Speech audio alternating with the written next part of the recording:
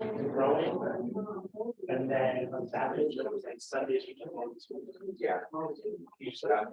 Good evening, everybody. Thanks for coming. We'll get going. It's a little after 6.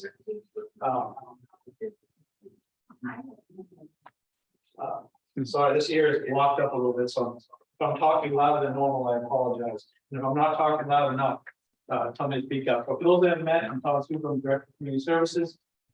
Thank you for coming to this part of this process. And again, this is still a process. This is our Parks and Facilities Master Planning. This is about setting the roadmap for us for the next 5 to 10 years of where the town of Scarborough wants to go. Tonight, I'm going to introduce our consultants, and I'm going to step out of the way. They're going to do their presentation. And again, preliminary findings, it's what we've heard, and they'll explain it through focus groups, site walks, the survey work. Again, they'll go through it. We'll have a chance after their presentation to ask questions, consider to give feedback. And I'll let Tom speak a little more, but there's plenty of time for residents to continue to give feedback through this process. Right until we get that draft report in our hands. So When did we start this? not here to hear me speak. I'd like to introduce Tom and James from Barry Dunn, and we have Jason from CHA with us. And I'll turn the presentation over to Tom. Thank you, Todd. Hello, my name is Tom Deal. I'm very happy to be here. I work for a company called Barry Dunn, located here in Portland, Maine. Back in January, I became part of Barry Dunn. In December, I was part of Green Play. And Barry Dunn acquired us, and we were putting our proposal together as Green Play, but we're all Barry Dunn now. So we've been working with you since the first of the year. Been here several times, both for this project and also to do some things in our headquarters at Barry Dunn. We're doing a park and facilities master plan, as Todd said. We're going to take feedback at our end of our conversation tonight. We're going to talk about all the feedback we've gotten up to this point and tell you a little bit more about how you can provide some more feedback. Okay. So again, my name is Tom Deal. I spent 30 plus years working at different universities, director of recreational sports. I have a background in athletics. I played lacrosse at Syracuse. I coached at Lemoyne College and Marist College. I've done every job similar to what Todd's having to do a little bit now. I've been a cemetery superintendent. I was a custodian for a little while, and I was a director. So I've been on Todd's side. The last 7 years, I've been a consultant. I've done about 85 projects like this all across the country in about 41 different states. James, if you'd introduce yourself. Good evening, my name is James Nichol. I'm a senior consultant with Barry Dunn. Live in what's now very hot Virginia. I'm loving the Maine weather. I stay here a little bit longer. 95 degrees where I live. I have a 25-year park and recreation career, most of which is as an administrator, and I've been with Barry Dunn or in the consultant application for around 7 months. As a matter of fact, the fun fact is that Todd, and coming here to Scarborough, was one of the first projects that I picked up. So really excited to be here. I'll be behind the scenes today to manage some of the IT and some online visitors. I look forward to completing the project. Thanks for having me. Thanks. Jason? Yeah, I'm Jason Pollard with CHA. I'm a local Scarborough resident myself, and yeah, glad I'm not down in Virginia right now. So I've been with CHA for 14 years. I'm a lead sports designer and project manager on this project along with Tom and James. We've worked together on now a number of projects. We just finished up a project in Brunswick, Maine, similar type study, and they're actually moving forward with phase 1 of the design. CHA, we're a multidiscipline architecture engineering firm, larger firm, and I'm actually in the more specialized, smaller sports design group. So we design athletic facilities all up and down the East Coast, primarily in the Northeast, where I am. I play baseball at RPI, so I'm kind of local to the Northeast as well. So, glad to be here and working with you guys. Thank you. James, there was somebody's hand raised. Did you take care of that? All right, well, if you want to just.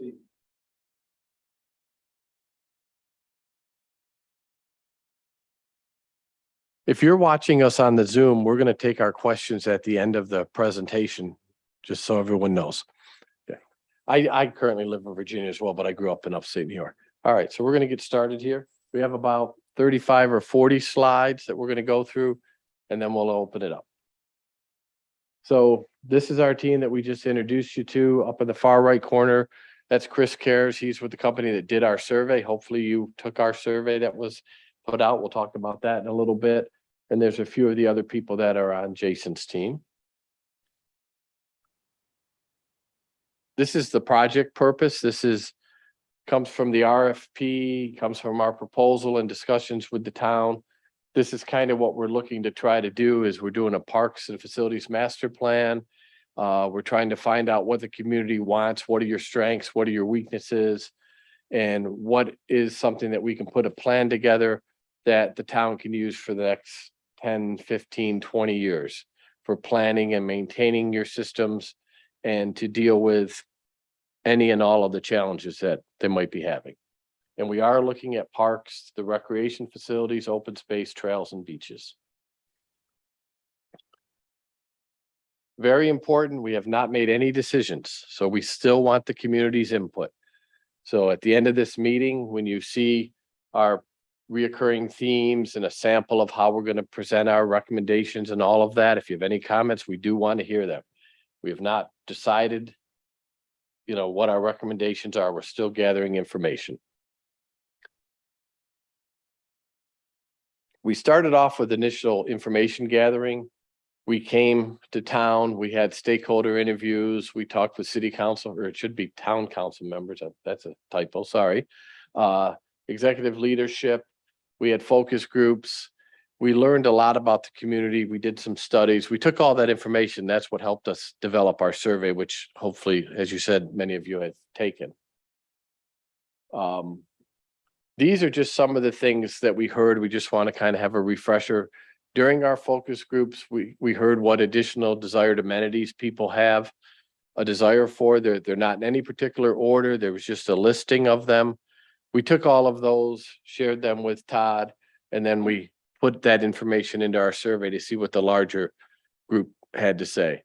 Also part of that was Jason went and looked at all of your parks and all of your facilities. So we have his opinion, and James and I have gone and looked at all of your parks and facilities. So we had our thoughts as well.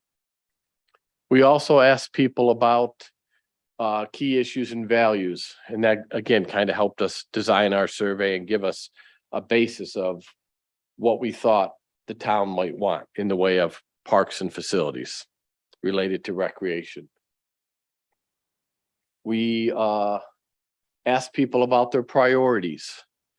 And again, this was before we did the survey, and we like to kind of see that, what a focus group does for you, it kind of gives you the basic information. And this PowerPoint is being recorded. It'll be shared afterwards. So if you want to look at it in greater detail, you'll have that opportunity. We did a study of the key demographics. We wanted to know how your population has changed and is going to change, going forward the next 5 to 10 years. We looked at what the median age was. We looked at your different population categories, how many youth you have, how many people you have that are seniors. And when you see the survey, what was nice is it matched up very closely to that. The majority of people that took the survey were in these age groups. So we felt that we did learn a lot of good information. We also kind of looked at some health rankings from the county. And again, this is information we gathered from Esri Business Analysts and some other studies that we did. It just gives us an idea of what's going on in the area. It's a type of a trend and things that maybe we need to look to address. You can see there's a percentage of people that are in poor health, the number of unhealthy sick days, how many people might be obese, how many people have access to exercise, and so forth. So we try to look at things from a lot of different viewpoints. Now we're going to talk a little bit about the survey. That was posted online, I think, almost a week ago, and you had the opportunity to look at that in depth because we find when we toss the slides up there and look at them for a second, a minute, and move on, that sometimes people don't have a chance to really dig into it. So hopefully you had a chance to take a look at that. We had a very good survey response. We worked really hard with our survey firm. We used postcards, and we mailed out over 10,000 postcards over several different mailings to make sure that we got a good response. We had 544 invitation surveys returned. So those are people that actually received a postcard. And that's how you can make sure it's statistically valid. And we had another 762 what are called open link surveys. Same exact survey, but that's where someone heard about the project, saw about the project, and chose to go and take the survey. So the number is very good. 1,300 is a good number. We do a lot of these studies. You would think that, you know, we could get as many people as live in the town. That doesn't happen. If you look at how many people show up to vote for things, it doesn't happen that way. But these were good numbers and we got a lot of good data. We do keep the two surveys separate, and you'll see throughout this presentation, we compare them multiple times. These are some of the key findings, and these are the key findings that the survey firm pulled out. This is what they do day in and day out. They have different algorithms that they use and ways that they look at the survey, and it just helps give us some information. Again, the survey is not the end all be all. Just because RRC said something in the survey doesn't mean that, you know, we're going to stop and that's what we're going to do. But what you can see here is what they're saying is that the overall response was a good response, that both the open link and the invite samples are highly satisfied with your beaches and parks that are provided by community services, and that your beaches are one of your most used amenity, and also that there are some things that can be improved upon, but people are generally satisfied with your beaches, your walkways, and your parks. These are some more key findings about how people typically get to your parks and your facilities. The majority of people take a motor vehicle, but there are a number of people that would like to be able to walk or run or ride a bike. So that leads us to look at, you know, connectivity. The swimming pools that people talked about in the survey, they're not operated by community services. So that was one of the most frequently asked thing in the survey, was both a community center and an indoor aquatics facility and aquatics programs. Having facilities was highly rated by people, so it's something that people wanted. So again, that's something we're going to look at and we'll talk more about. We learned that there was room for improvement from communication, and we see that at every single project we do. We ask people, how do you want to learn about things? And they'll say, we want to see it on the website. We want to see it, you know, on Facebook, or we want to get it in the mailing, but we still don't get enough of it. So we'll work with Todd and his group for some recommendations of how we can improve communication. We also asked about increasing fees and how that would affect participation. We're not saying we're recommending that you increase fees in any manner. That's just a question we ask, and you'll see it when I show those slides. What we learned from the survey is if fees were increased and there was a reason why a fee was increased and you had better facilities or better services, people indicated it would not stop them from participating. But at the same token, people didn't just want their fees to increase. Again, just information. A minute ago, I talked to you about the demographics. You could see a large percent of the people that took the survey were 45 to 54. And that was very similar to your community here. And you can see that the majority of the survey respondents, there were more females than males. We see that everywhere that we go. Like, the female appears to be the head of the household. So we all need to kind of just realize that. We asked about length of residency, how long people have lived in the town. What we liked about the responses here, you could see 25% of the people that took the survey have lived here for 20 plus years, which is good. You have all the history and knowledge and buy-in, but also we had 29% of the people have lived here 1 to 5 years. So those are people that come here with new ideas from other parts of the country, people that have moved here and may be here for the next 10, 20 years. So we had a nice disbursement of people there.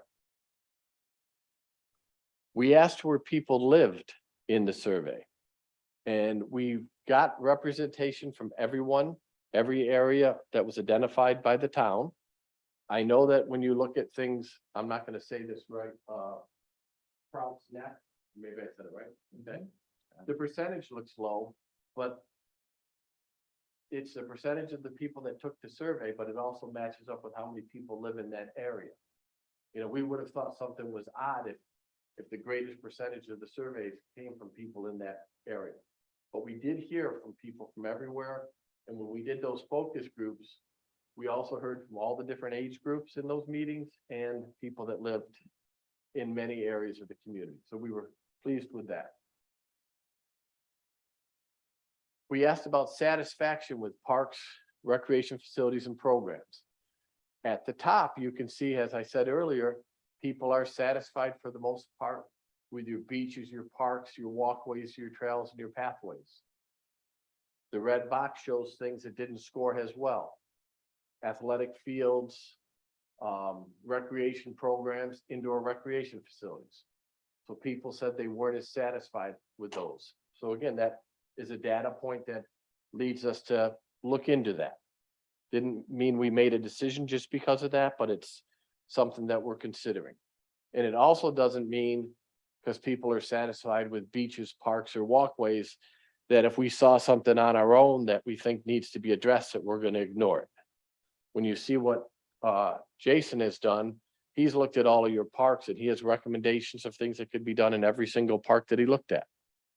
Yet the community says they're pretty satisfied with the parks. We asked about what were the greatest amenities used. And you can see your beaches are some of your biggest amenities that are being used. Your nature walking, jogging trails. Restrooms were high on the list of amenities that are used. You could also look, the blue is the invite. Those are the statistically valid surveys. The orange is the open link. Those are the people that just chose to take it. And the brown is combined together. And you can kind of see the patterns are similar. So that tells us that what we learned in the statistically valid survey is similar to what we learned in the open link survey. So that's a good sign. Everybody is kind of telling us the same thing. These are comments from RRC. They're not comments that we made. RRC does this for a living. They have algorithms and all kinds of different methods that pull out the comments. These are just a few of the comments. This part of the survey, there were 353 comments, and we posted those online, and I have them on a PDF later on if you'd like to see them. There's 353 comments. So just because someone up here says something like lack of clean restrooms at all parks and ball fields, that doesn't mean that's factual. That's what one person said. But again, Jason went and looked at that. We've gone and looked at that. The same thing on one of the other slides similar to this, you'll see something about parking. Someone said there isn't enough parking and it's not affordable. Again, that doesn't mean it's factual. So again, these are just some comments that we heard, and RRC provided them, and we're sharing them with you to be totally transparent. We asked more questions about facilities and amenities. Here we're asking what are the most important, and beaches, walkways, and the town parks and open spaces were the most important. But you can see things like your other programs, senior programming, after school, those different things are still important. They seem to be a little bit more important sometimes by the open link than they might be by the invitation. Again, the invitation sample that could show up in a mailbox if someone is at all.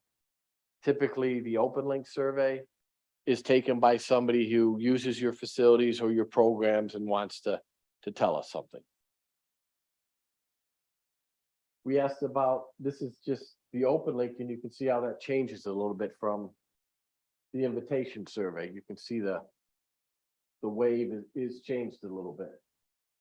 So we heard from the open link, which were a larger number of people, that some of the things that weren't at the top are important.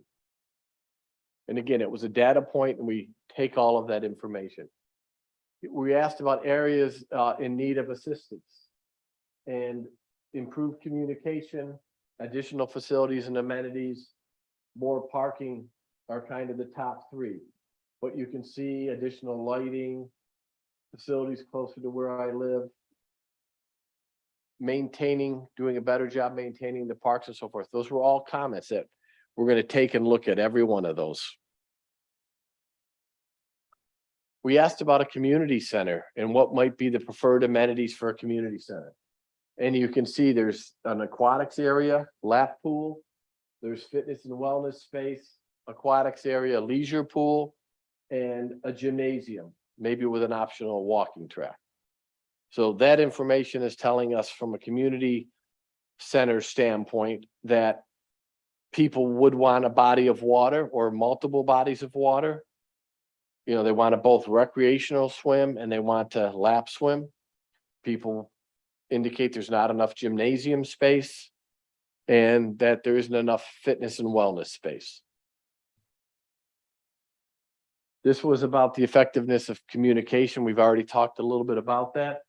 If you look over to the far right, 37 plus 24 plus 15 is almost 80-some%. So 80% are 3 or better. So that's pretty good. But there are some people that said communication could be better.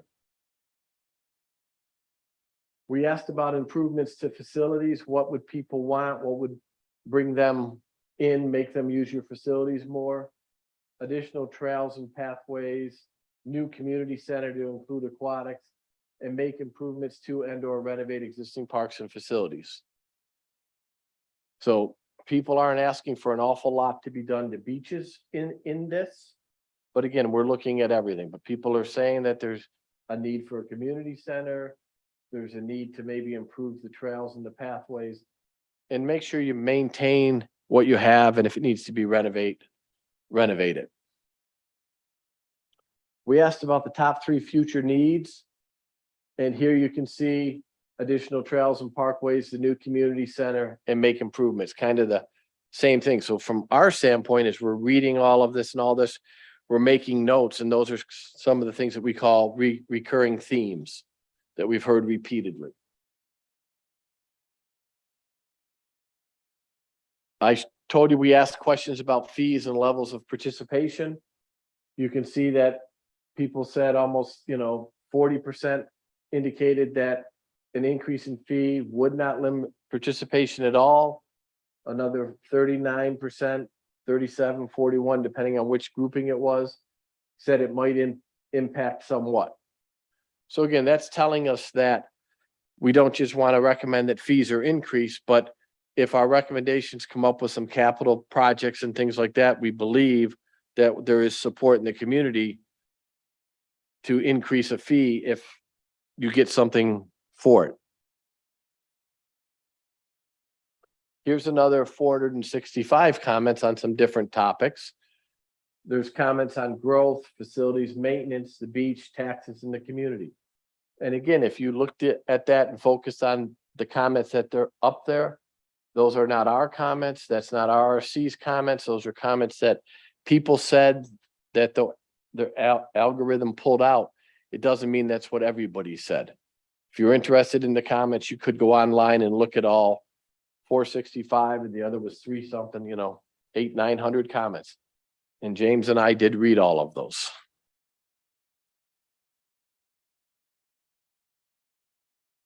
Jason? Yeah, thanks, Tom. So our task at CHA was to, take the list that Todd gave us, look at 25 different parks and facilities throughout the town.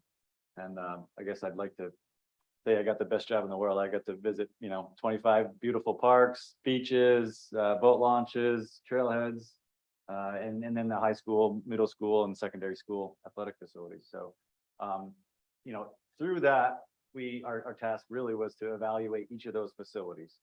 What they have out there, kind of quantify it, qualify it, what's wrong with it, come up with an existing conditions and a deficiencies plan for each of those 25 sites. Beyond that, ultimately, is to come up with a recommended improvements plan for each of those 25 facilities. And that was really developed based on the feedback, will be right?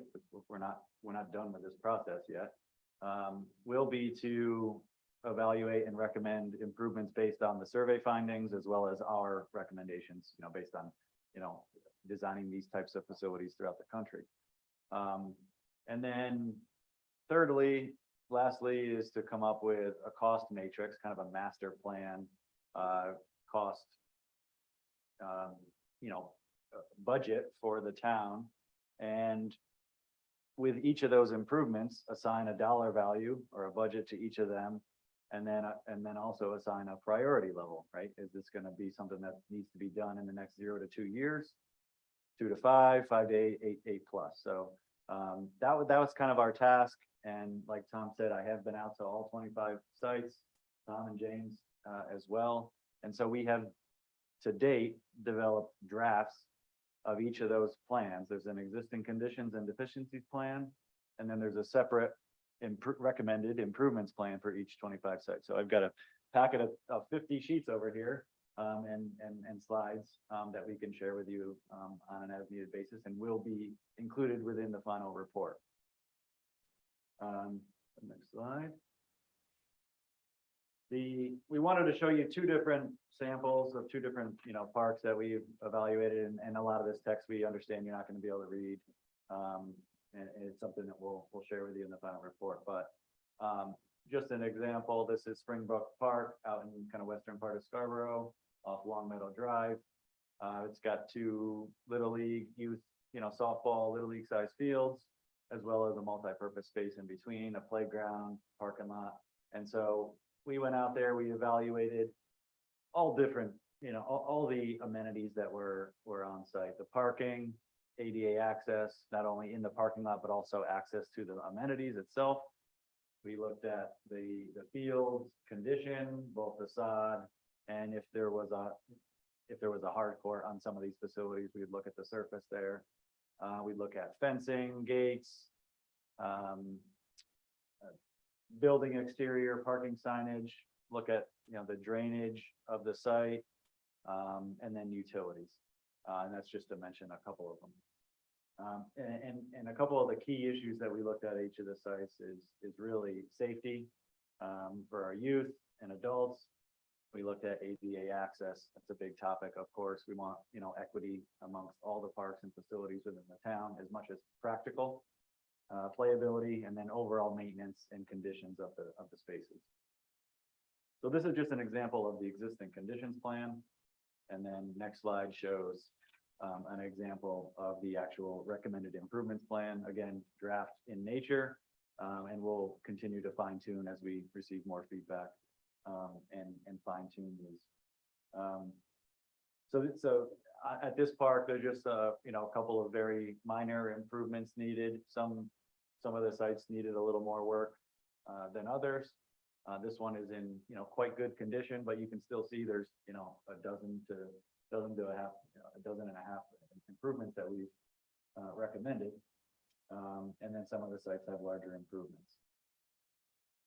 The next slide is Stedco Field, which is just on the other side of Route 1 from here. It's at least in my personal opinion, a wildly underutilized portion of the town, right? It's a good size open space, but really no programmable space over there. And so we evaluated the existing conditions, not to get into all the minutia, but at this particular site, the parking lot wasn't striped. There's no ADA spaces.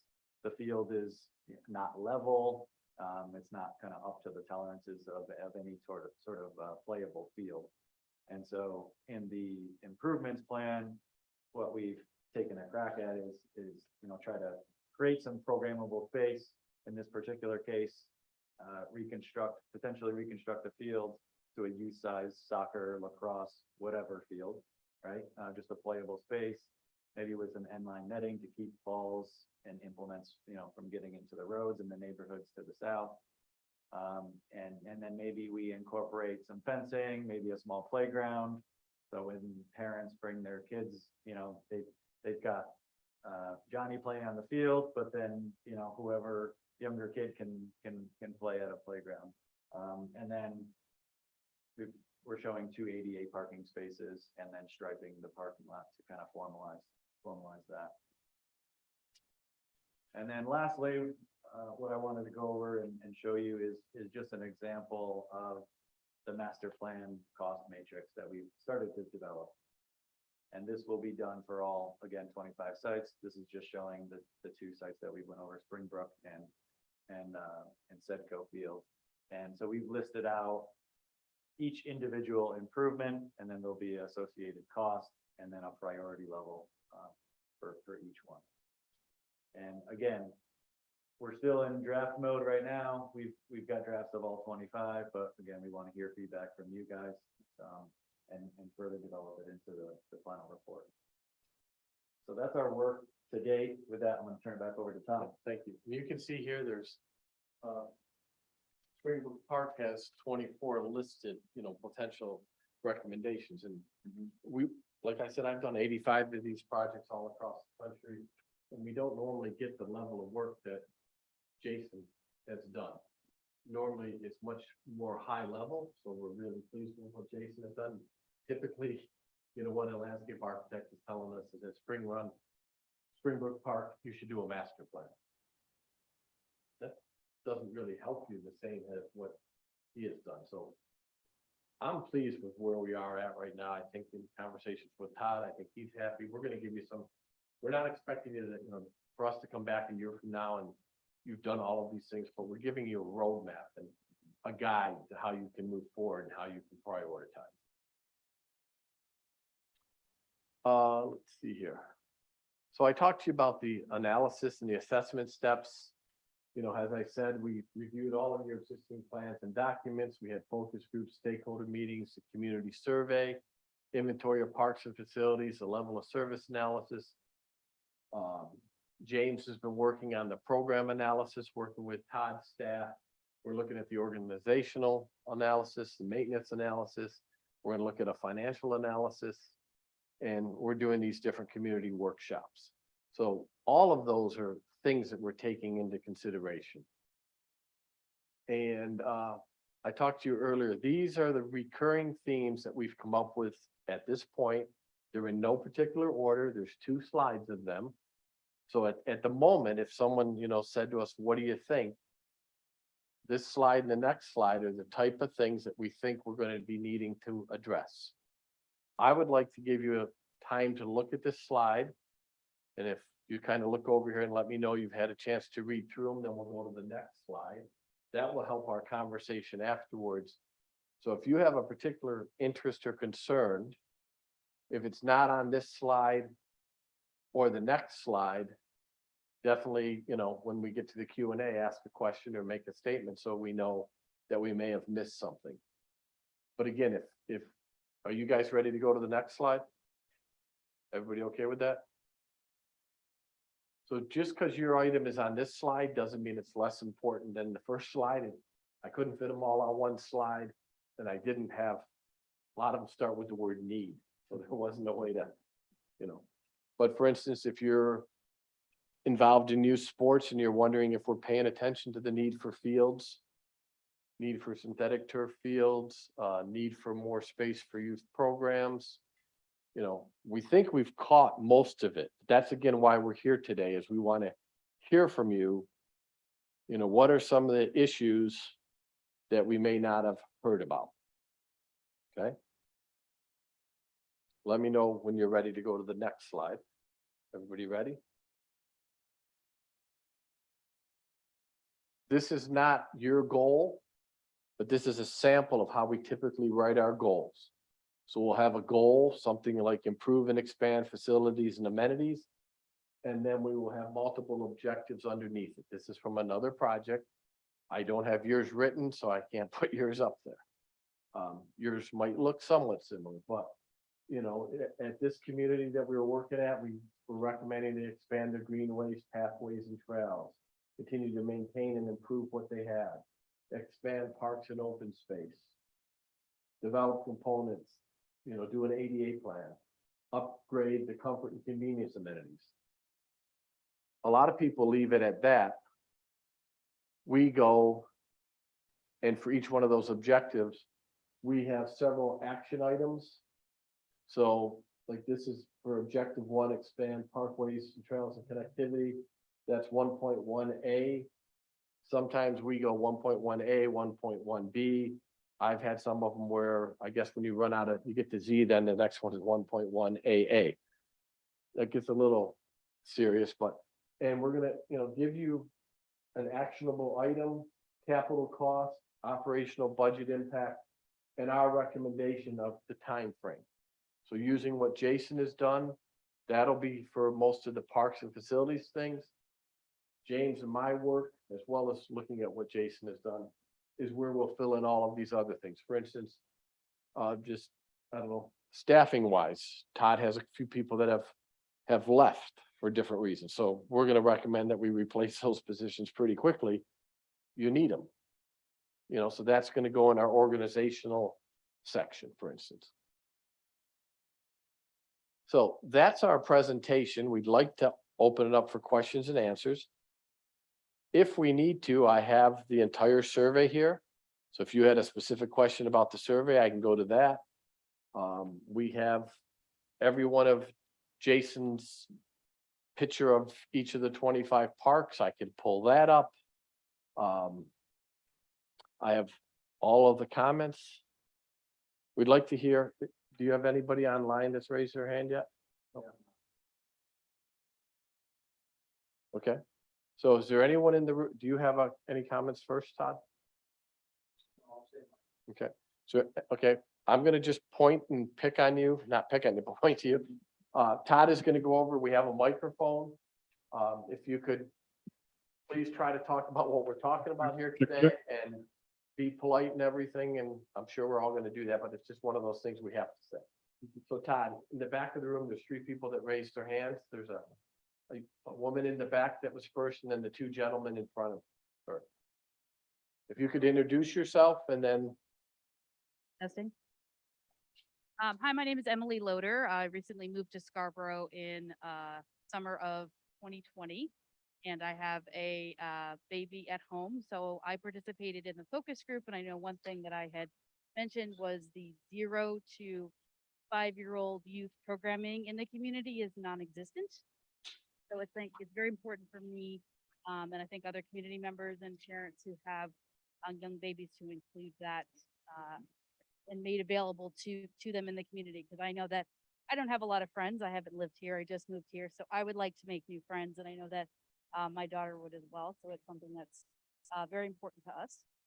And then the survey that went out in paper versus online, it was the same survey, was just offered 2 different ways. Is that correct? That's correct. Thank you. And I do believe that we have more youth programs up on our recurring themes. I know that we do, yeah, it's there. Correct. 4 or 5. Yep. Yep. There Yeah. are new programs, but that is available for that age group with 0 to 5 years. Thank you.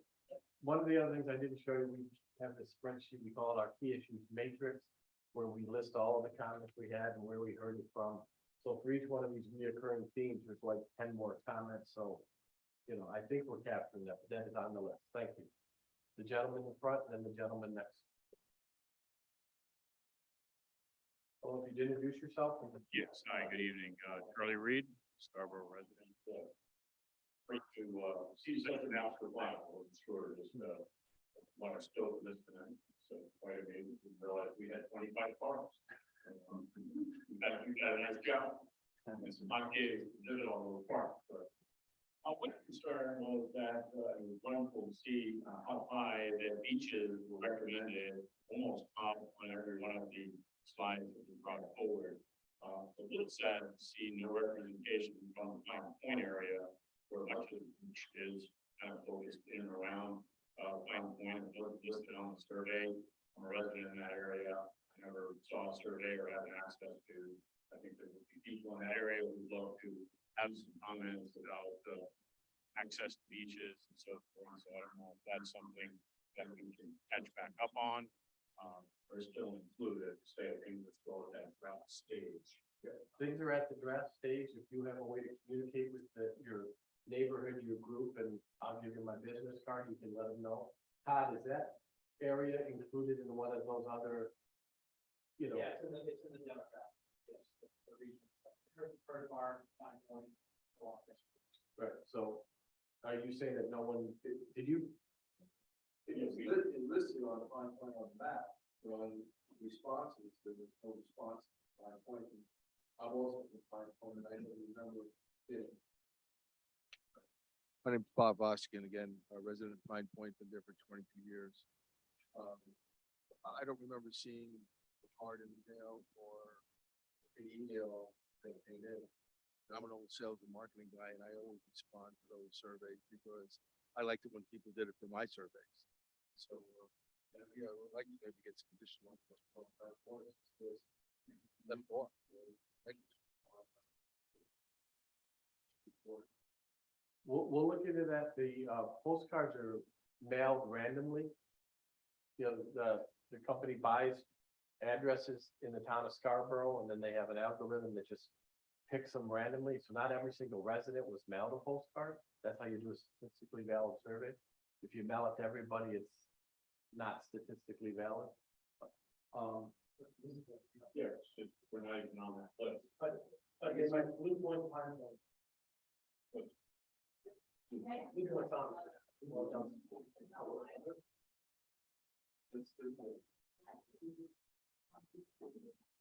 Last one is up. Blue point word on the Well, I believe what has happened is when we went and talked with the town, and correct me if I'm wrong, but we, identified the different areas off of the map, and I think you're somewhere in, is that? Well, in aperture, we have to, aperture 5 point and blue point, but the 5 point statistics not showing. James, can you look it over that, and we'll follow up on that to see if.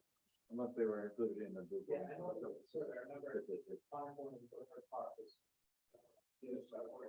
So we'll go back and take a look and see if they left off, and it could also be the way that it was expanded to fit on the screen, but we'll check that. I think up here, we had a lady in the blue, and then in the back, in the pink. But I gotta stick a little closer to that microphone. And anyone has some questions, with you, just be sure to hold it right up to your, thank you very much. Hi, I'm Karen Lothrop. I live down in Pine Point and I've lived in Scarborough over 70 years. So I've seen a lot of changes and down to Pine Point since 66 from the Beach Ridge Road. So my concern is the beaches. They're supposed to be raked, and that's what the money was going for at the parking lot once or twice, maybe a week. Last year it was terrible. My sister and I were walking on the beach and stunk, and I live on Jones Creek, and it was terrible. People are renting. It's not Pine Point anymore. It's Renter Point because everything's rented. But there's no access to the, I mean, it's hard. You're not going to get any more parking down there. You're not going to get any more access down there. The town is giving away part of the right of ways. They've closed off streets, Avenue 1 extension. That street is unavailable. It's there, but nobody can park on there. Now, I don't know why we can't put disabled people or motorcycles or scooters or bikes or whatever. But down to Pine Point, it's a traffic jam and you're not going to improve anything. And the beaches should, that's the main thing that people come to Maine or down to Scarborough. They just found us because people in Old Orchard was coming over because they couldn't find any parking in Old Orchard. Now they're coming to Pine Point. We don't have any parking and there's no access roads or whatever because they either no parking or they close off the roads. They give away roads, they give away parks, the public parkways and the roads. So I don't know. And I mean, I've seen this since the development. It's bad down there. And I mean, I'm only speaking from Pine Point. Scarborough, the other beaches, I know Higgins Beach is really bad because there's no parking. The roads are washed away. We used to, as kids, go down and park right on the road. Now there's no road to park on. And then they've got these little facilities that holds 50 cars or whatever. And Scarborough, everybody out of state, especially the New England area, comes to Pine Point because they love the quaint little town and the area. And I mean, it's just sad to see that our beaches aren't taken care of. And that's what's drawing the people to come to to spend their money in Scarborough. All right, thank you. We'll take a look at that. Yep. And in the back left corner, My name is Pat Degon. I have 2 houses in Pine Point, and I want to thank Todd first of all, because I learned about the survey when a neighbor got a card and I didn't get one, and tried to get one, and then was told when when they would be available to the public, and went up to community center, and they gave me 4 copies for myself and my elderly neighbors. So we filled them out. I want to echo what many of the people have said about our concerns on Pine Point. It was disheartening at the opening of the survey where we were not listed. And I learned you had to go and check the other category and then put in your zip code or put in Pine Point. So I'm skeptical about how much of the data is even being categorized for us. Again, my primary concern is the cleanliness of the beaches. Thankfully, this year hasn't been too bad. But for the past 4 years, the algae has been relentless, and I've lost people who used to come year after year. They won't come anymore because they say it's just too disgusting. This has been a good summer, so I can't blame I can only be thankful for how well this summer has been in terms of ecology. But we look at Old Orchard down the street that cleans their beach every day. And on a bad year, you can see right where the town line is because they have clean beaches, and then the red tide and the algae and the buildup starts. And you can see it all the way up past the jetty. And I haven't been to Higgins Beach. I don't know if Higgins is the same. I hear they have similar problems, but I just know for the expanse of our beach, we really, and I've called before, and every year I'm told it's not in the budget.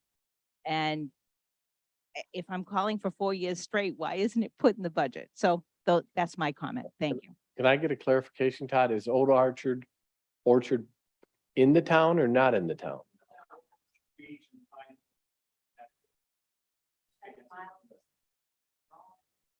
Well, you're connected, but are they part of the town or not? Next town. Okay, all right. Okay.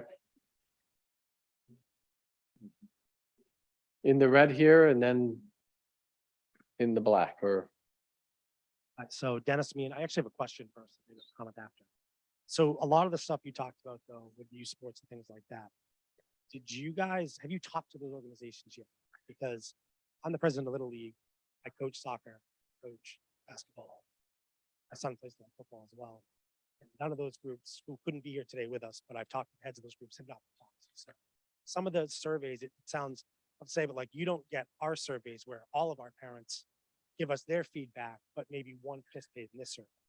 And the numbers, it's great. I'm glad to see you guys have some of the things with the fields, but I don't know if you know how they're used or shared amongst those. we've heard how they're used and shared and that it's an issue. I guess that's my question. I can share numbers with you from the groups, but we have 530 kids that play Little League baseball and softball. Yep. We have 7 fields. One's private. 6 are town parks.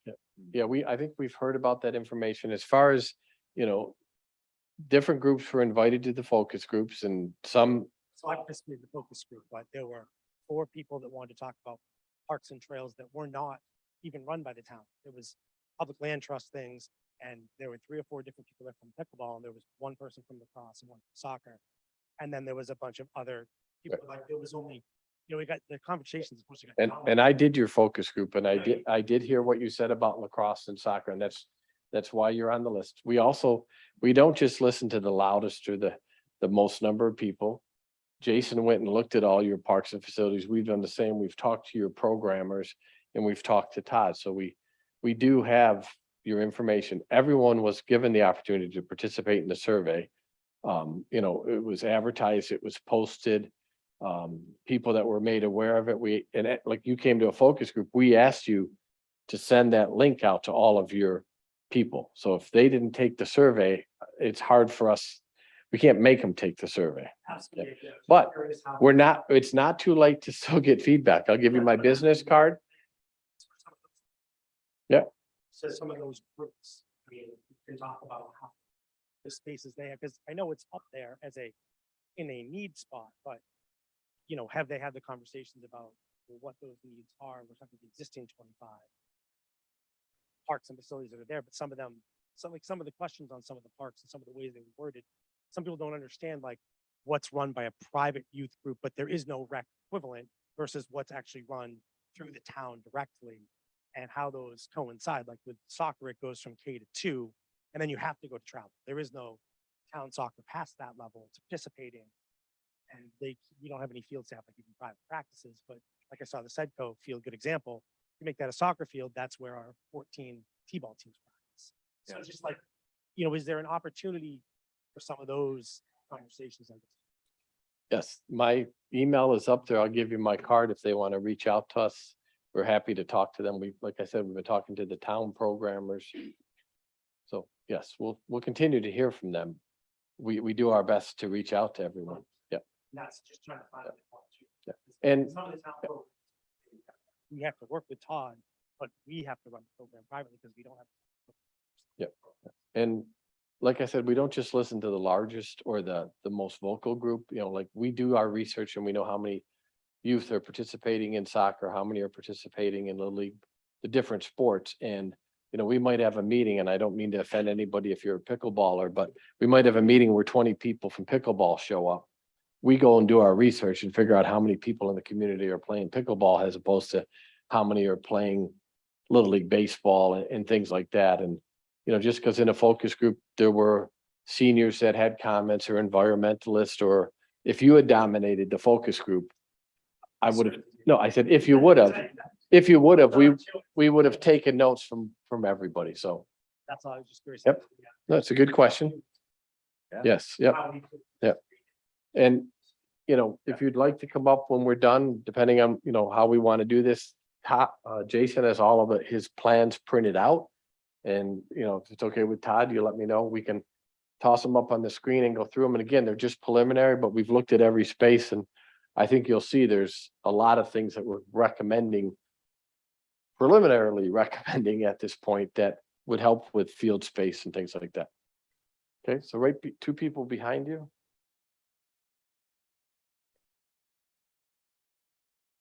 Hi. My name's Robin Proventure, and I've lived in Pine Point for off and on for about 50 years. And my concern is Herd Park. We have a hard time getting home sometimes because of the whole parking situation there and the way that the traffic is kind of routed up. I guess it's Avenue 5. Yeah. And I'm on Pillsbury Drive, so we have, and there's been a few times when I've been really terrified that there'll be an emergency and, you know, the fire trucks, whoever won't be able to get by. So I'm just wondering could you talk about what you figured out with that or how far you've gotten with it? Yeah, I mean, that's a challenging area, right? Because there's only so much space that we can utilize, and, you know, we'll continue to work with Todd for examples. I mean, it's hard for us as an outside consultant to know all the inner workings of the town and, you know, what we have availability to utilize, but, you know, we're gonna look at everything, right? Because we have to get creative with those kind of things. Todd? And just so folks know, in the Pine Point area, we did work on a facilities kind of master plan, and that was paused just so we could finish this process. So I assume again, it'll come back. We'll reinvigorate that process to kind of look at what new we've learned from our consultants, and then we had all those meetings. It was 2 years ago now, going through traffic and staging and queuing up, and so that project got paused when we decided to invest in this process. So we could finish this, because part of the things that came out of that process, not to draw on, was we had to shorten some of the parking spaces, the number, to get some of the safety things and the queuing areas that were needed for the neighborhood. So during those discussions, this got kind of pushed to the front to look at everything. Because you see on there, a lot of the comments are not enough parking, but then it's also about safety, and then I can't get home. So that'll get reinvigorated. I would almost put that after we finish this process. So we'll get into public forums and meetings. And in our information, we'll report that there's a traffic issue there or something, but we don't, actually, it's not in our scope, nor is it our area of expertise to design a road or things like that. But, we'll point out where we see choke points are, or, where we think there's safety issues or things like that. And then hopefully, Todd, I know, has been sharing things with everyone in the town. Hopefully that will help. So our plan is meant to work with the other plans. In the green, and then the lady in the back. Diane Mills, and I've lived here all my life. My mom was Scarborough's oldest president. I just want you to know that in talking with people in general, it's traffic. They say the traffic is unbelievable.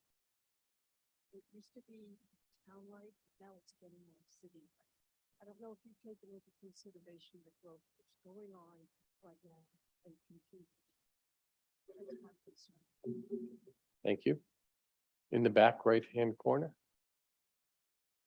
Texas A&M, I think it is. So these are, you mentioned, these are preliminary findings. So once the all-inclusive findings and recommendations are given to community services or the town, what is the next step after that? We'll give it to them as a draft and we come back and present the draft. So what will happen typically is we'll give the whole report to Todd as a draft, and then it would get posted so the public can read it. And then we come back at a meeting like this. We don't go over every single page. We pretty much kind of explain how we got there, and we really usually focus on the ending, which would be more in-depth, focusing on that. This.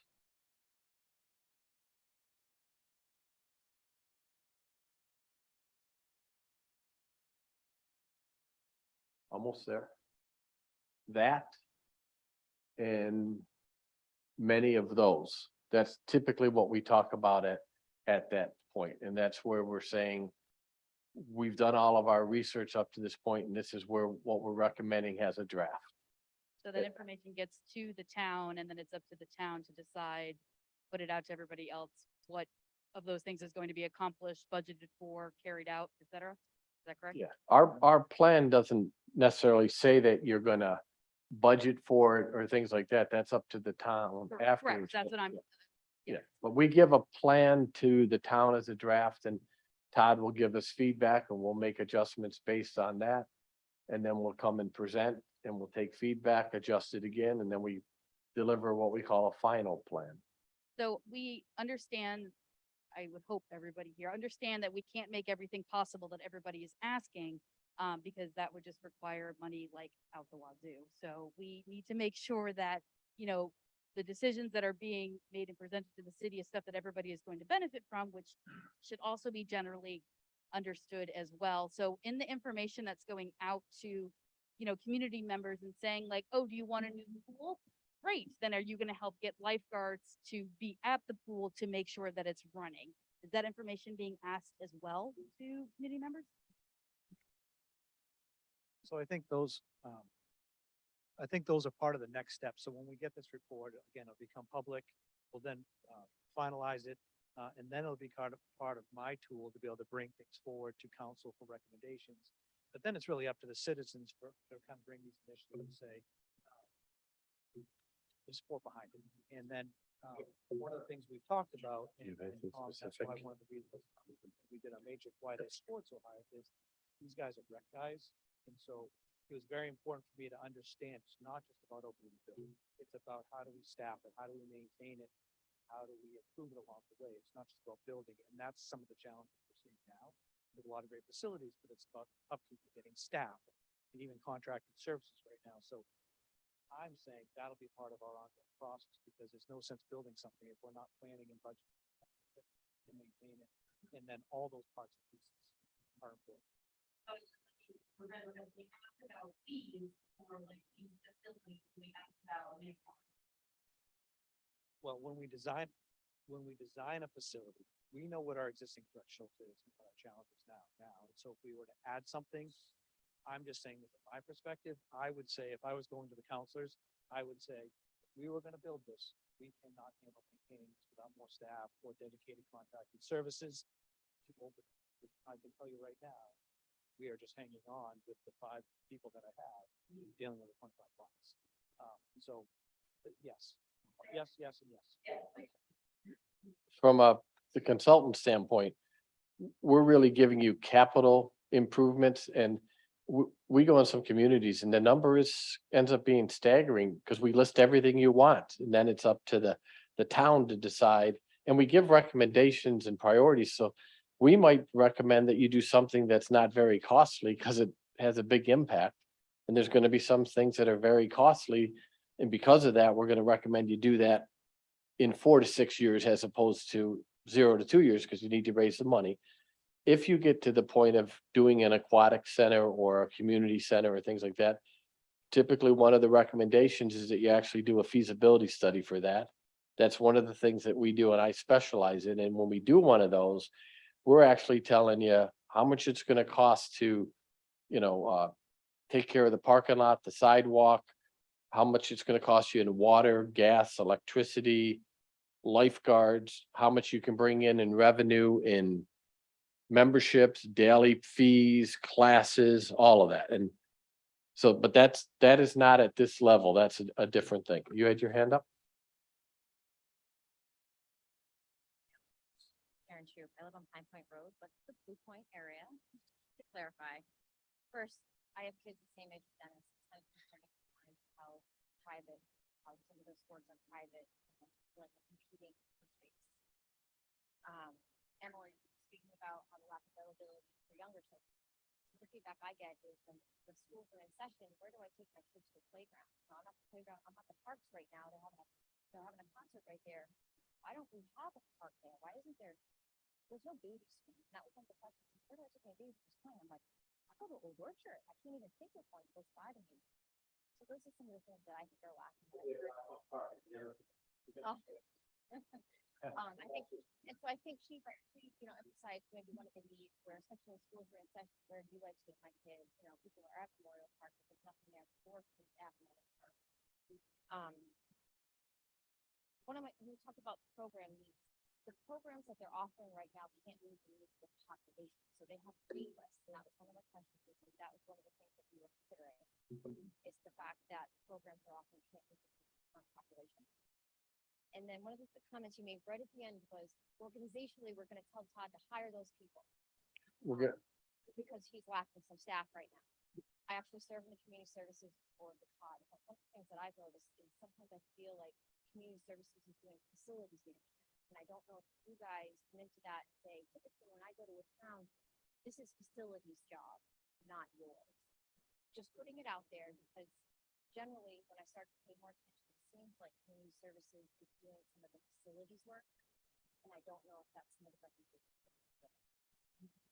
The community services or a park and recreation agency doing facility work, and general community work is a trend that's happening. It's one of those things.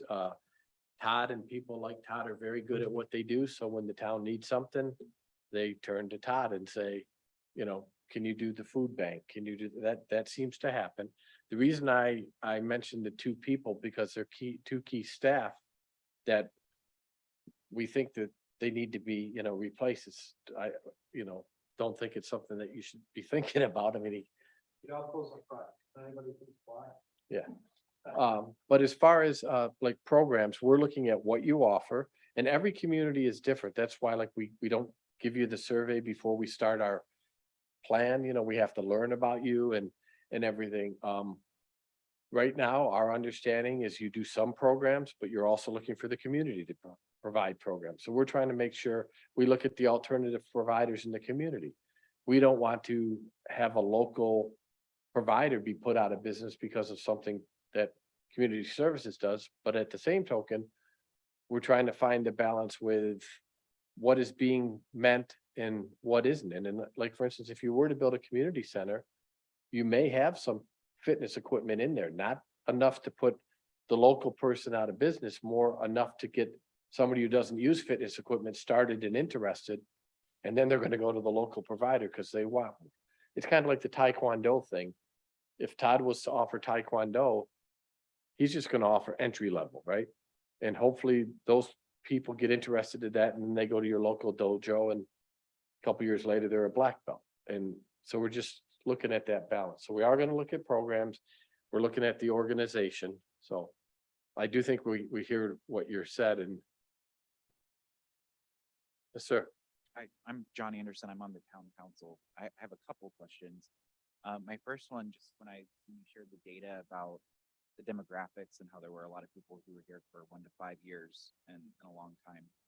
Have you looked at the data and survey that way to see how different those needs might be? Because I feel like that's a constant challenge within this community where we have a lot of new people who have different needs than those who maybe have been here for a long time. And so I'm just curious if you saw any differences or dug into it that way. Yes, we did. And, we can pull up all the different slides, but basically it depends on the age of the people that are new. You do have people that are young that are moving here, but you also have people that are retiring and moving here.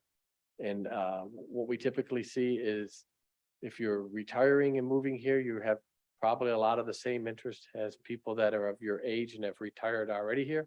Other than you might have come from somewhere else and you might be bringing the pickleball itch or something like that. But if you're young, you're probably looking for the same programs either for yourself. We're seeing more interest in young adult programs as well, even young adults that are newly in a relationship that don't have children are looking for programs. So, yeah. And I think someone said it here, Todd can't be all and everything. But we're just trying to get a good sense of what the community is asking for and then putting together a list. And the question before about facilities, I did what Todd's doing in universities and things for over 30 years.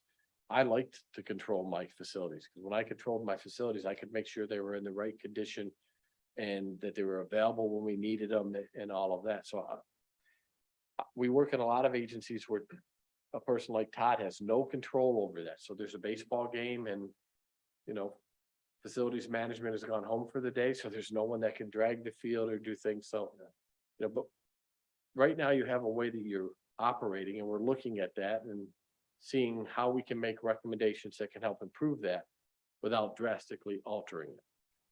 So I'm trying to recall from our townwide survey, I think community services scored pretty well in terms of the programming and things that were being offered. So I'm just curious from the work you guys have done up to this point, knowing you've done 85 or how many other projects you mentioned, where does Scarborough rank in terms of some of those other communities?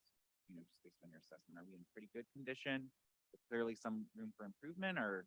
Well, from a programming standpoint, and James, you looked at it a little deeper than I think people are satisfied with the programs that are being run, but there aren't enough programs being run. There's more demand, and usually demand is a good thing. If they were doing a terrible job, no one would be signing up for them. Yeah, I think people are satisfied with the portfolio or the catalog that's offered, but issues with the amount that's offered in terms of maximums and how frequent things are offered. Just in terms of the catalog, nationwide, there's a group of maybe 60 programs that are offered around the country. And at this point, me looking at all of the data from their registration software and all the programs, thanks to Nicole Hall, she's with the Vancouver out here. Scarborough is at 60%, where an organization of this demographic is maybe around 62. So they're applicable in terms of what they offer, how they offer it. It's just not enough for the population, and that's a large issue. We have a question again in the back right corner.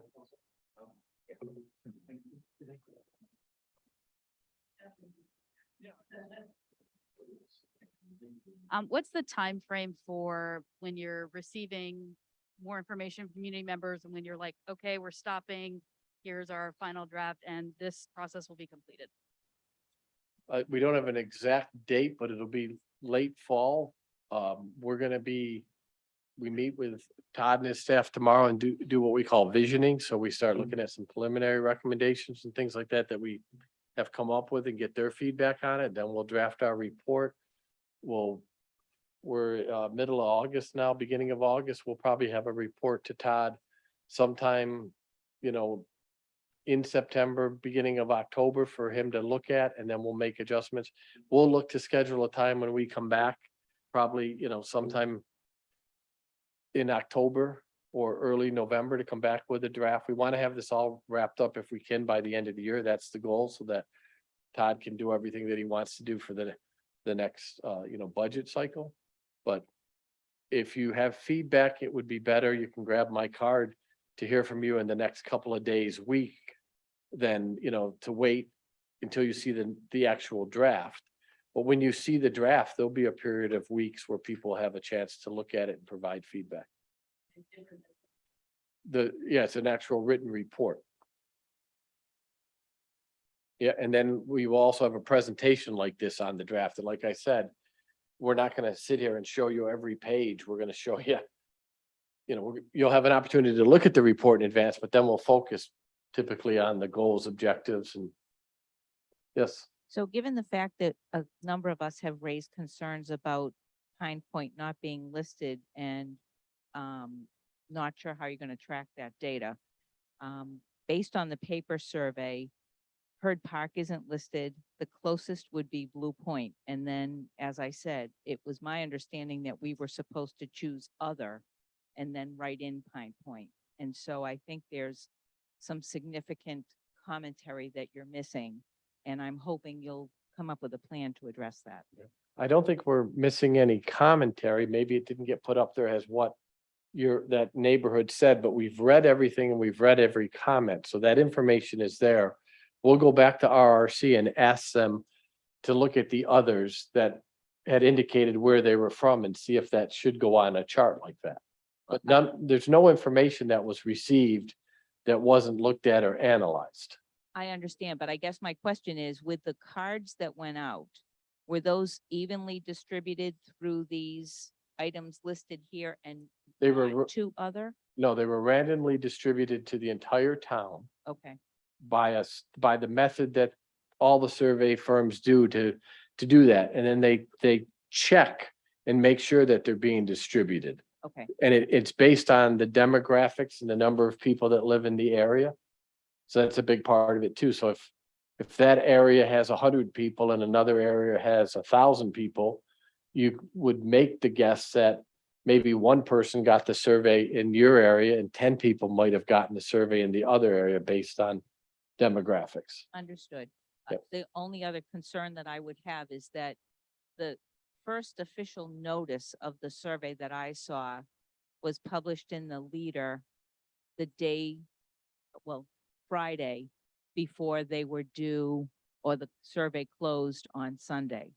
That was the fourth or fifth different notice that I know that we worked with the town to put out. And I know that when we did our focus groups and our stakeholder meetings, we advertised the survey. And I know that when we did our first public meeting, we actually had a slide. I'll show you that looks like.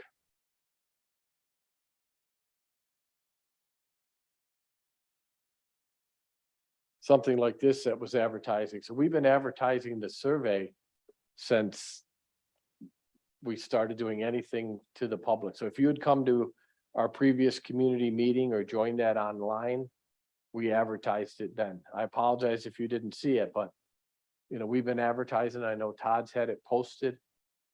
The town, that last email that went to Vita was the last ditch effort to get it out there because the survey was closing, but we had done Facebook posts, we had done the digital newsletter, we had done the blast, the emails that we had. So that was the last ditch effort.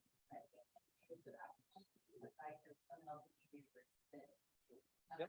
And I think that's, again, part of one of the things around communication, is how do those gaps?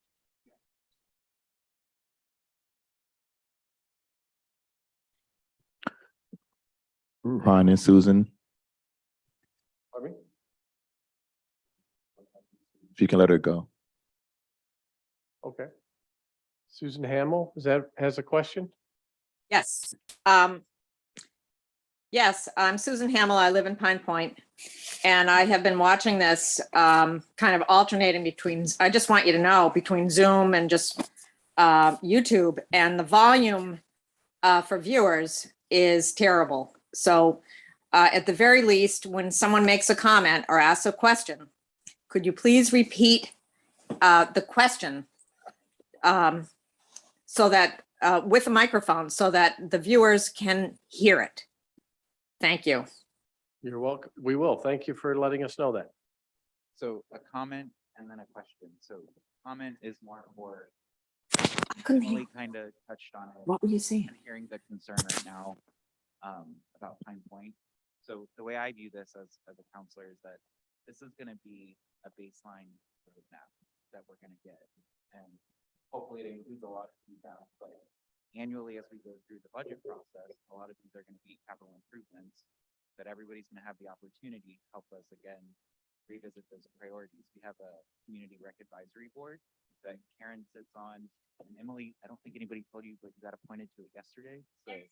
So again, the purpose of that board will really be to continue these conversations ongoing, and everybody's invited from the community at any time to participate in any of those meetings. So I just see this as kind of a good starting point that we're going to have to continuously evaluate each year to say, is this still the right plan, or do we need to change things? You know, where does Herd Park, all those improvements fit? You know, my concern at this point, based on one of the comments you said that gave me a little bit of a heart palpitation, was around the capital improvements that are coming potentially, because one of the things in the community right now, we are really dealing with some really massive capital projects that are coming. We're going to have a library expansion potentially on about $40 million, likely quickly followed by consolidated school and or community center. That's going to be around $200 million together for all of those things in the near term. So any major capital improvements like the Herd Park or other big things, we really need to figure out the timing of those to make sure that we can pace these things and do them all up in the So I just want to make sure that we have those big things coming. So as you're helping think about prioritization and timing, that those are top of mind, because those are critical things that we're going to have to compete with, in addition to a townwide transportation study. So similar to this project, we're doing a townwide transportation study to look at our transportation infrastructure, see where we need to do things to address roads, traffic, and things like that. So we're going to have all of these competing needs of the community, and we're really going to need everybody's help prioritize all the things that we need to do. So I just, from a capital perspective, do you guys have a sense? I'll address that. Yeah. Hopefully for the people on Zoom, because he was using a microphone, he heard that. Everyone heard that. Our recommendations will be all park and facility specific. Typically what happens is a town, an agency will take ours and embed them into the overall town plan. We find if we don't give you enough information, then it doesn't get in there. We'll make recommendations on what we think things might cost and how soon you should do it from a recreational perspective. And then that will be, you know, Todd's job to work with you to see where it fits in the overall budget.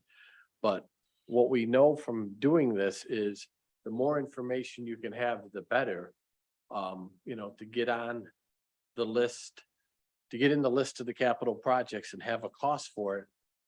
And what it's going to be is kind of what you have to do. And we see, as I think Todd mentioned before, that, and you mentioned, that gets relooked at typically every year. So we work with agencies where, you know, they were at the top of the capital improvement list, and 2 years later they got knocked down 3 pegs because of something happened. We work with some of them where they were in the middle, and all of a sudden there's a donation or something happens and that project gets moved up. You know, again, one of our recommendations will also be that that's relooked at every year by Todd and the staff, and that this plan is typically relooked at or updated 5, 7, 10 years from now, so that it doesn't go stale. So good comments. We have a hand up back here.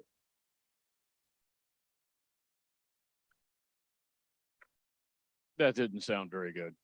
I appreciate your comments, but I just like sank in my chair, as many of us probably did looking around. There's a lot going on in this town. There's going to be a great need for money. I would like the council Todd, to take a look at something like a Herd Park. I know we're back on Herd Park again.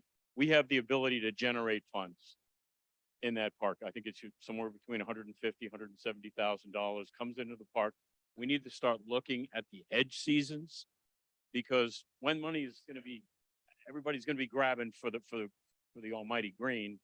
If we have an opportunity to bring some money in by utilizing that park, hearing what the fine young ladies are saying about increase in how many people are coming to Scarborough, and during the months of June to September, they're focused on what the slides all said, the beaches, number one.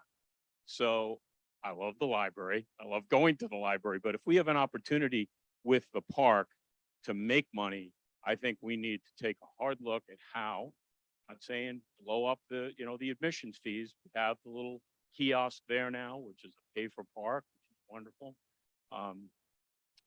The trolleys that come in, from my understanding, pay nothing.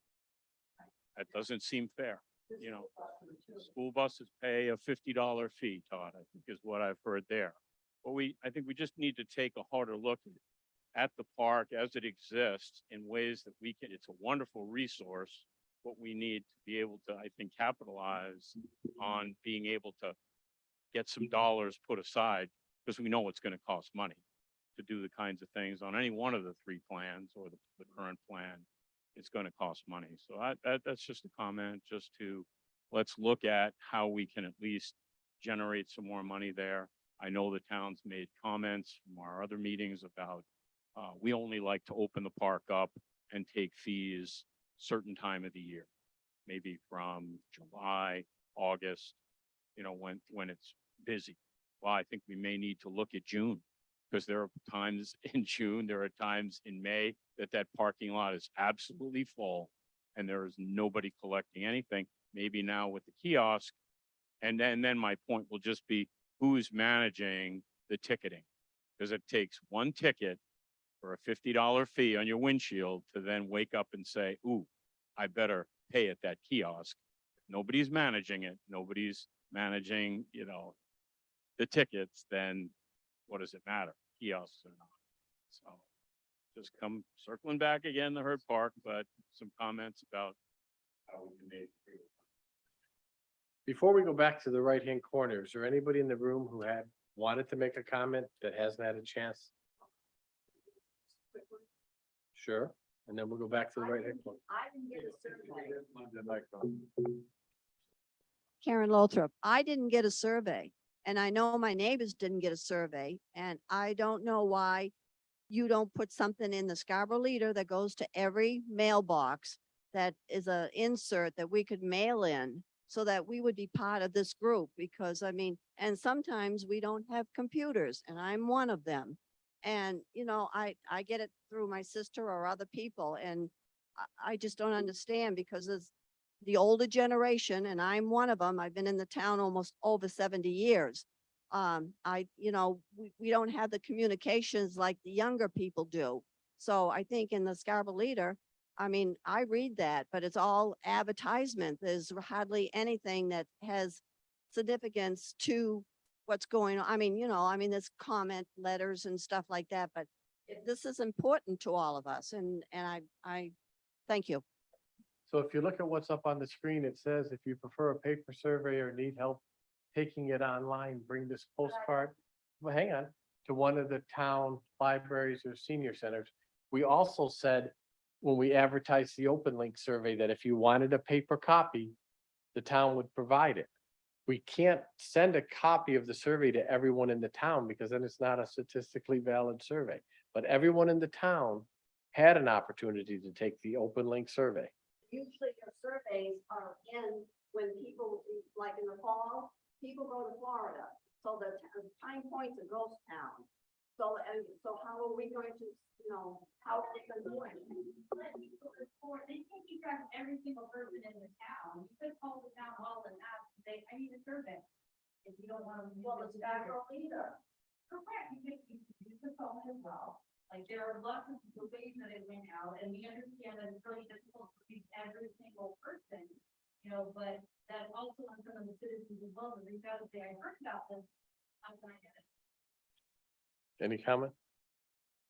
I just had one question for Todd Souza, Director of Community Service.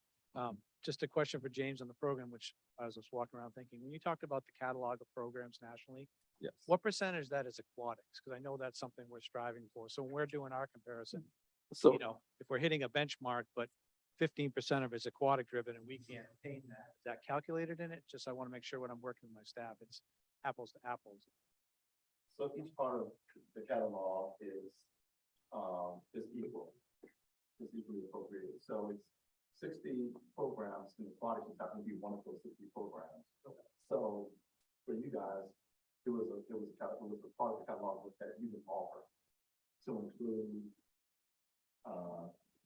rolling and several other things that may occur in other places, but it only counts for that percentage, which is 1/6, I guess, 50%, 3%. Yeah. So Thank you. In the back right-hand corner. The, the questions about fees, were they for rec programs and facilities? And it was just if people were interested and available and paying more? Or was there any other questions about intake of funds? It was a general question because at this point, we couldn't ask a question, would you pay more for a community center or something like that? Because we don't know what a community center may or may not be. So it was a general question. And one of our recommendations will be, as you move forward with anything, if there's going to be a fee increase, then you want to ask specifically about what you're trying to do. Someone here mentioned they didn't know there were 25 parks. That's another important part of these type of studies, is the education that goes on with the whole plan. Now, there's many more people that know that the parks are actually managed by community services, that some of the spaces on the schools, some are taken care of maybe by community services, some aren't.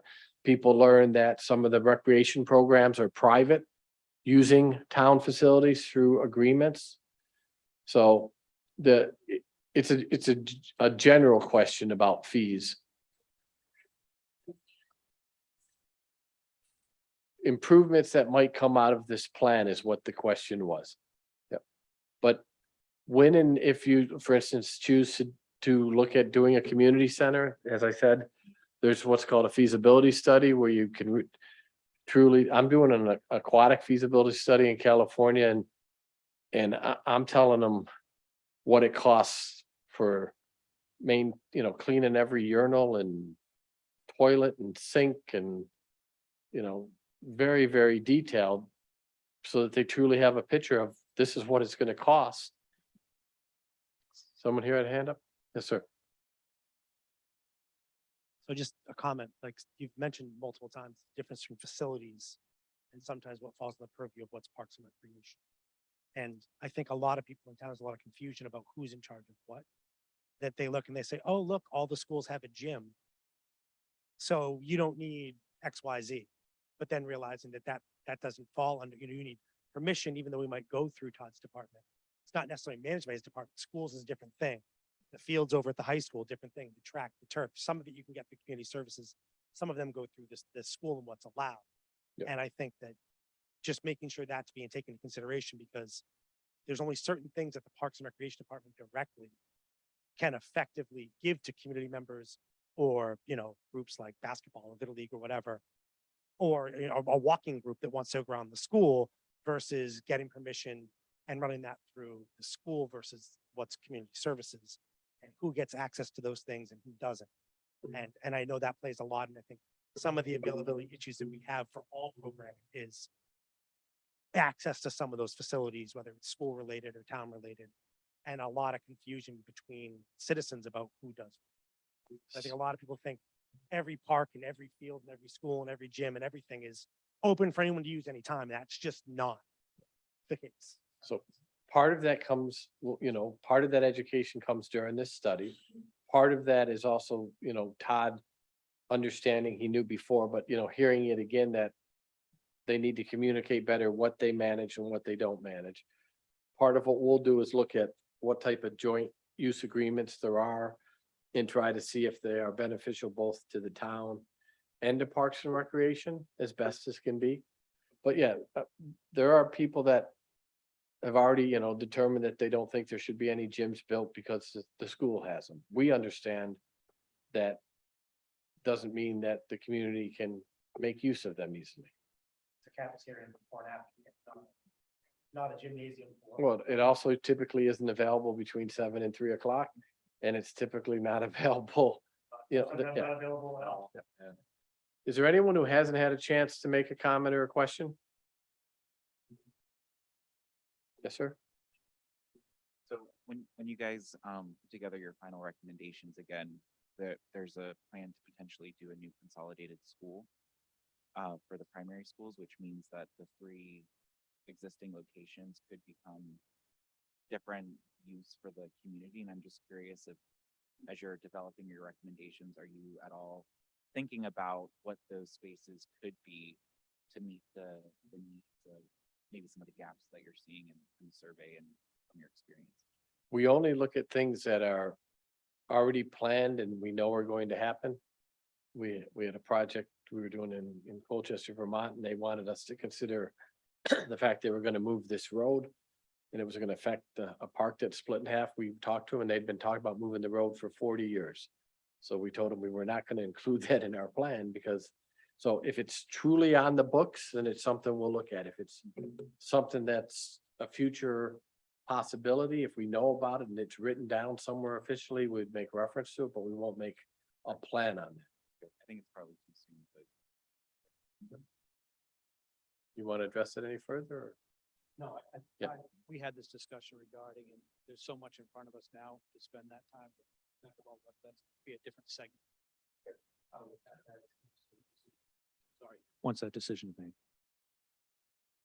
One other comment, just as I'm thinking about it, I think someone asked, when are we done with the study and so forth? One of the things the Park Recreation and Library Practice Group does is we look at you as a client for life or kind of family. So when we're done and we've turned in that report, we're done on this project, but it doesn't mean that we're not done helping. So, 6 months down the road, a year down the road, Todd has a question, he reaches back out to us, we're gonna help answer that or clarify that. And again, that Colchester, Vermont, an example is we did a study and they were gonna build a facility in 3 phases. It was gonna be a certain size. And about 4 years later, they reached out to us and decided they were gonna build it in 2 phases. It was gonna be a different size. So I spent an hour and a half and redid some things and gave them some additional information to move forward. So, we just want you to know that we're looking forward to something good coming of this. Jason and I are on a project in Brunswick, and you say you're going to the next phase of that. So again, that's one we did a project and now there's a recommendation and you'll eventually see something at the landings. Another question. that's fine. So projects that are further along. 'Cause I saw in the survey, there was one slide that you had about meeting spaces. And so part of our library expansion is really looking into kind of meeting some of that need. So is that being considered at all, since that's definitely further along, to make sure whatever you guys recommend isn't duplicating planned space that's going to be hopefully available to the public to meet some of those needs? At this point, talking about like a meeting space or a conference room or something, to me is a little too granular. And whether something Jason is recommending is, a soccer field that's 60 by 90 or 100, that's a little bit too deep. So, from what we've heard, and again, we aren't done, but I believe you need a community center and typically in a community center, some of the elements that might go in there would be those different things. But then when you actually go to start designing that, that's when you would be looking at and saying, do we truly need more meeting space, or is there enough meeting spaces already? Just to further on that comment, one of the things, again, the library hasn't been put on the ballot. So the one thing I wanted to make sure we didn't do is foreshadow so much to say there is potentially 3 meetings rooms in the library. And they say, now you've met your meeting room needs and it's not addressed if the library doesn't get on the ballot. And so we tried to keep things in the here and now with what we know, and then we can react to that afterwards if things change, decision making, choices change. Yeah, and this plan is gonna be fluid for the next, what, 10 to 15 years, if not more. So to Todd's point, I mean, we can have these things in our back pocket and factor them in, peripherally, but this is gonna be an evolution of recommendations and implementing those recommendations. And if anybody has ever done a project that's got anything to do with construction or building or whatever, there's the conceptual plans, there's the plans you give to the architect and the construction manager, and then afterwards, there's the as-built plans. And, like the thing we did in Brunswick, I think we put right on that these are the conceptual plans, and most likely what you're actually going to do is going to change. And I think I told you I did a project in Charbonneau, Oregon, a small park, and right on the document, we said, this is a conceptual plan that you all agreed on, but most likely by the time you actually put it out for bid and all those things, you'll change it somewhat. Just because people, that's why we are so careful about, the 25 pictures, putting them out there, because they're preliminary ideas and they're going to change. Any other questions or comments? In wrapping up, I just want to thank everybody for showing up and taking the time. And again, there's still opportunity. Tom's here, information. This presentation will go out online, so people can get email addresses. Please feel free to share along. Thank you very much for all the work. Personally and professionally, very satisfied with, a lot of times you hire a consultant and you get something at the beginning and it's not happening the way it was anticipated, meeting every expectation so far. So very thankful. To the point where the communication's been well, where we're starting to think about some of these youth programs, ADA access and things now that we're trying to address along the way. We're not waiting until December to say, this is things we can do. We're picking up on these pieces along the way. So we're trying to make that happen. So thank you. Thank you. And the feeling is mutual. We've gotten great support from the town, and all of our meetings have been very cordial. We've learned a lot. I have my business card here. It's posted up there. If you want to let us know something, my email's on here. My cell phone's on here. We do want to hear from you. Okay, so thank you so much for your time. Guys, appreciate it.